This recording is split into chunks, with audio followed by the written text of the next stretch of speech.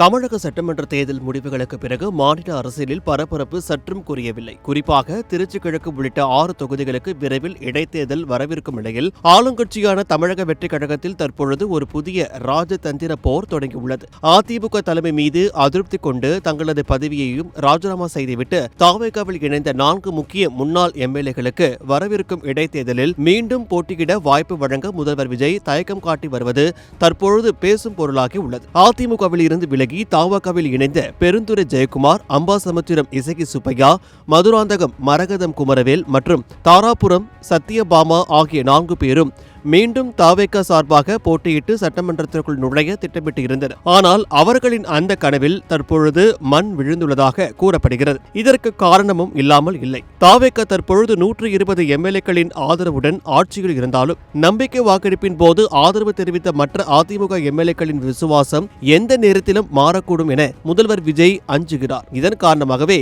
அதிமுகவில் இருந்து வந்தவர்களுக்கு மீண்டும் சீட்டு வழங்குவதில் அவர் நிதானம் காட்டுகிறார். மற்றொரு முக்கியமான காரணம் தொகுதி வாரியாக எடுக்கப்பட்ட ரகசிய சர்வே முடிவுகள் ஆகும். தவேகா தலைமை நடத்திய ஆய்வில் பதிவுக்காக கட்சியை விட்டு வெளியேறி இடைத்தேர்தலை திணித்த இந்த முன்னாள் எம்எல்ஏக்கள் மீது தொகுதி மக்களிடையே கடும் அதிருப்தி நிலவுவது தெரிய வந்துள்ளது.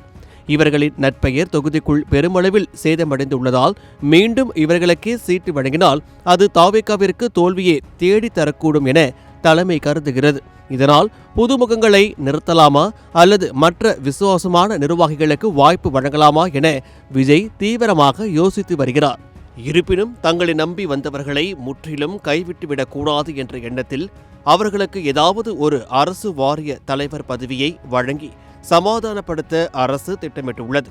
ஆனால் எம்எல்ஏ சீட் கிடைக்கும் என்ற நம்பிக்கையில் வந்த அந்த 4 பேரும் இந்த வாரிய தலைவர் அறிவிப்பால் கடும் அதிருப்தியில் உள்ளதாக தெரிகிறது. அவர்களை சமாதானப்படுத்த தற்பொழுது தவேகா நிர்வாகிகள் மூலம் பேச்சுவார்த்தைகள் நடைபெற்று வருகின்றன.